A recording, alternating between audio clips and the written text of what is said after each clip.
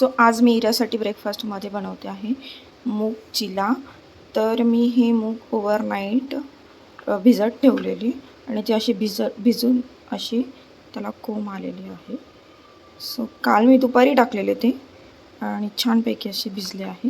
भिजल्यानंतर ते थोडेसे असे हे करून बघा, असं हे झालं म्हणजे भिजले आहे प्रॉपर. ओके.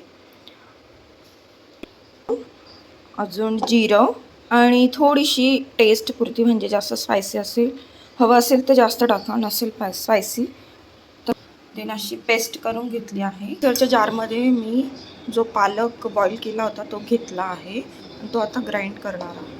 हेल्दी पण आहे म्हणून असं छान मिक्स करून घेतलं आणि मिक्स केल्यानंतर त्याचा कलर चेंज झाला आहे. आणि आता आपण करूया आणि थोडंसं चवीनुसार मीठ घालूया. रेड क्रिस्पी करूया. थोडंसं ऑइल किंवा तूपही यूज करू शकता. मी करते कधी कधी तूप यूज आणि कधी कधी तेल, दोन्ही यूज करते. तुम्ही तूपही करू शकता, तुपाने टेस्टी होतं आणि तेलही करू शकता.